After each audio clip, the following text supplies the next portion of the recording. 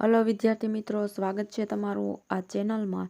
તો આપણે આની પહેલાંના વિડીયોમાં મોલ સંકલ્પના એટલે શું તેના વિશે અભ્યાસ કરી ચૂક્યા છીએ અને આજના આ વિડીયોમાં આપણે મોલર દળ એટલે શું તેના વિશે અભ્યાસ કરવાનો છે।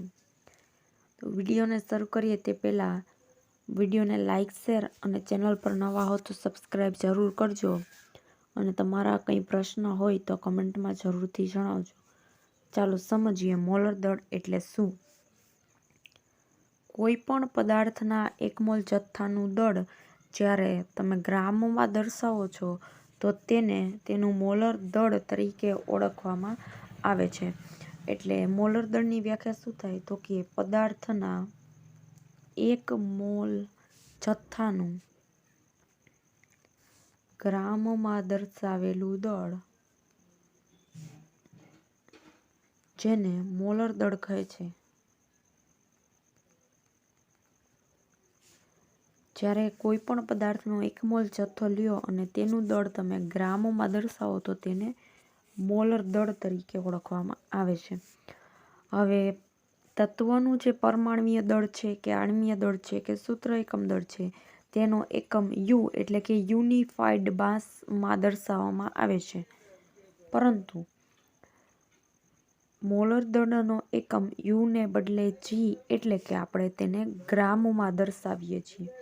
તત્વના એક મોલ પરમાણુનું દળ જેને આપણે ગ્રામમાં દર્શાવીએ તો તેને મોલર દળ તરીકે ઓળખવામાં આવે છે। હવે આપણી પાસે છે ઉદાહરણ તરીકે હાઇડ્રોજન પરમાણુનું પરમાણ્વીય દળ 1 યુ। તો આ 1 યુ છે એ માત્ર ને માત્ર એક હાઇડ્રોજન પરમાણુનું દળ દર્શાવે છે। હવે આ છે એનું પરમાણ્વીય દળ, યુની જગ્યાએ જી એકમ લગાડી દો તો એ થશે એનું મોલર દળ। હવે આ જી છે એ એક મોલ જથ્થો, એક મોલ હાઇડ્રોજન પરમાણુનું દળ દર્શાવે અને એક મોલમાં ફિક્સ હોય 6.022 × 1023। એટલે જો તમારી પાસે હાઇડ્રોજન પરમાણુનું દળ 1 જી હોય એટલે એનું મોલર દળ હોય તો એ 6.022 ગુણાકારમાં 1023 પરમાણુનું એક સાથે દળ દર્શાવે છે। હાઇડ્રોજન પરમાણુનું પરમાણ્વીય દળ છે 1 યુ અને એનું મોલર દળ થાય 1 જી। 1 યુ માત્ર એક જ હાઇડ્રોજન પરમાણુનું દળ છે, જ્યારે 1 જી એ એક મોલ હાઇડ્રોજન પરમાણુ અથવા તો 6.022 × 1023 હાઇડ્રોજન પરમાણુનું દળ એક સાથે દર્શાવે છે।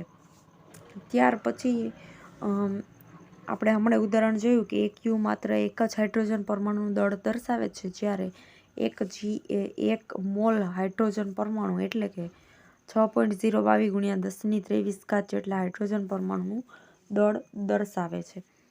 એવી જ રીતે આપણી પાસે છે ઓક્સિજનનો એક પરમાણુ કે જેનું પરમાણ્વીય દળ થાય 16 યુ। આ યુ છે 16 યુ એ માત્ર એક જ ઓક્સિજનના પરમાણુનું દળ દર્શાવે છે, એની જગ્યાએ તમે લખો છો 16 જી। તો આ 16 જી એ ઓક્સિજનનું મોલર દળ છે, જે એક મોલ ઓક્સિજન પરમાણુનું દળ દર્શાવે છે અને તેમાં કુલ 6.022 × 1023 પરમાણુનું દળ એક સાથે આ 16 જી છે એ 6.022 × 1023 ઓક્સિજન પરમાણુનું એક સાથે દળ દર્શાવે છે। એટલે કે 16 યુ ઓક્સિજન માત્ર એક જ ઓક્સિજન પરમાણુનું દળ દર્શાવે છે, જ્યારે 16 જી એ એક મોલ પરમાણુ એટલે કે 6.022 × 1023 જેટલા ઓક્સિજન પરમાણુનું દળ છે એ દર્શાવે છે। મોલર દળની ગણતરી કઈ રીતે કરવામાં આવે છે તો ઉદાહરણ તરીકે આપણી પાસે છે ઓક્સિજન વાયુ અને મોલર દળની ગણતરી કઈ રીતે કરવામાં આવે તો મોલર દળ બરાબર અહીં ઓક્સિજનના કેટલા પરમાણુ છે તો કે 2 ગુણાકારમાં ઓક્સિજન પરમાણુનું દળ, એક ઓક્સિજન પરમાણુનું દળ થાય 16 તો 2 × 16 એટલે 32 અને આપણે ગણીએ છીએ મોલર દળ એટલે પાછળ એકમ યુને બદલે શું આવશે તો કે જી એટલે કે ગ્રામ। તો આ રીતે કોઈ પણ સંયોજન હોય, અણુ હોય તો તેનું આપણે મોલર દળ છે એ સરળતાથી ગણી શકીએ છીએ। મોલર દળ પણ આણ્વીય દળ અને સૂત્ર એકમ દળની જેમ જ ગણાય છે, પરંતુ આણ્વીય દળ અને સૂત્ર એકમ દળમાં આપણે પાછળ એકમ સ્મોલ યુ લગાડતા, જે મોલર દળમાં યુને બદલે કયો એકમ લખવામાં આવે છે તો કે સ્મોલ જી, એટલે કે ગ્રામમાં એકમ છે એ દર્શાવવામાં આવે છે. તો આપણે શીખા કે મોલર દળ એટલે શું, તો કે પદાર્થનો 1 મોલ જથ્થો હોય અને તમે એનું દળ જો ગ્રામમાં દર્શાવો તો આવા દળને મોલર દળ તરીકે ઓળખવામાં આવે છે. તેનો એકમ યુને બદલે જી લેવામાં આવે છે.